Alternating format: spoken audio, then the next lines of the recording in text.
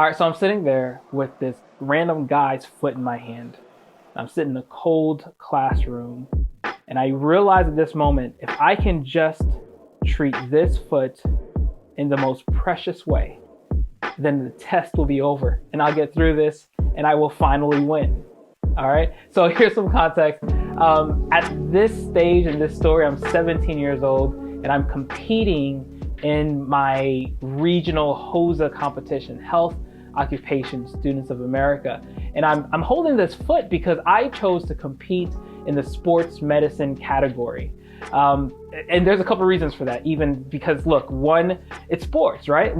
Should be way easier than anatomy, emergency medicine, or parliamentary procedure. It's sports medicine. And the other thing is that I am trying to make it to States, because States is in Orlando. States is right by Disney, minimal adult supervision. I mean, 17-year-old, this is it. This is for me, my playoffs, right? And here's the other big reason as to why I needed to make this happen, is because at this point I'm a senior. This was my last year to make the States. And I needed this. So I'm sitting in this class, and all I needed to do, I've completed the written test, killed it, easy. I've completed the verbal test. Come on, give me a challenge. And the last thing I have to do is this practical of wrapping this person's foot in tape.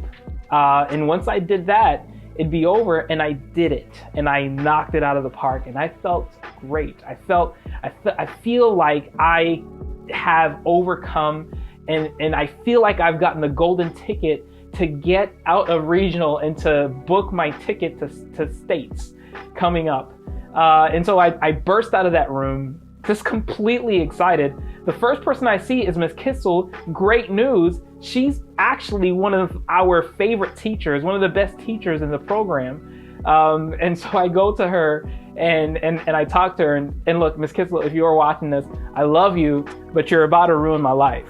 All right, keep watching. So here's what happens. I tell her just how I feel. I tell her the experience of the test, how great, how easy it was to get through it. And her response to me was, Eddie, I want you to consider something.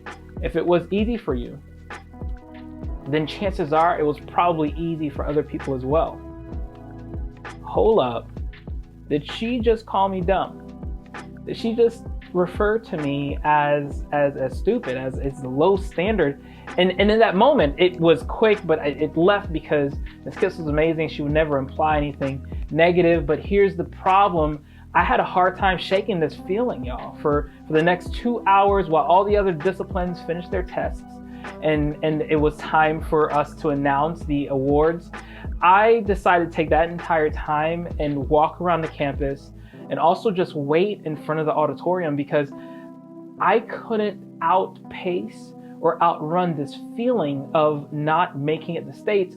But moreover, I couldn't shake this feeling that because of my inadequacy, I was going to fail. So the auditorium opened, and I took a seat towards the back, and I sat right next to my insecurity.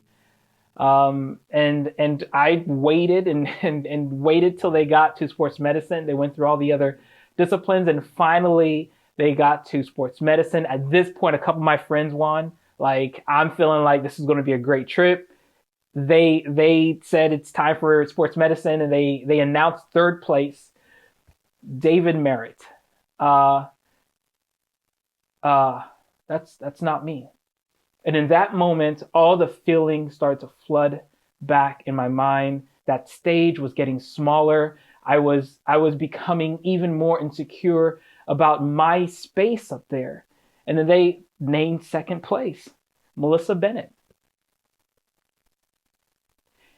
And it started to just kind of sneak right back up in my throat. I felt like an elephant was sitting on my gut with the fear that I'm not going to make it. But you know what? I pushed that aside. I was sitting there and I pushed it aside. I said, there's no way.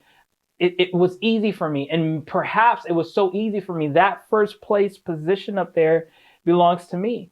And they named the first place person. And I'll tell you, when they said first place, the anger in my gut started to rise up. And in my mind, I thought, like, they're not going to take this away from me. I deserve this. I worked hard. I paid my dues. I did what I had to do to make sure that I have a space up there. First place, Ruth Gaunt. And it's that feeling. It's that feeling of inadequacy, that feeling of failure followed me way before this event, but also for a time after this. Many times I've been reminded how I have not been good enough to make it to the point of achievement in ways that I want to see them happen. But what I've realized is I spent so much time focused on the 1% that made it up there because of their effort, made it up there because of their talent, or perhaps their luck, but they're up there. I spent so much time looking at the 1% that I forgot to look around me and see the 99% of the people sitting by me that also missed their chance to make it to stay, that also did not get their name called. And here's the thing I realized, that if it was hard for me to walk through this, then maybe it was hard for them as well. And I'll say that a tremendous transition in my life has been being able to understand the pain of others, because if it's hard for me, it was probably hard for them. So instead of obsessing about that little space on the stage, one of the things that I've learned is to see the people around me and to learn to connect, learn to just be with them and walk the journey alongside them. Because if it's hard for them, it's hard for me, and it's hard for me, it's hard for them. And you know, I say, I thank you, Ms. Kissel, for just that one statement, that one phrase. Because of that, it's made me a better husband, it's made me a better father, a better therapist, and really generally just a better human being, because of my awareness of who the people are around me and how I can best come alongside and support them. So I thank you for that. And I thank you for spending the time to watch this story. All right, take care.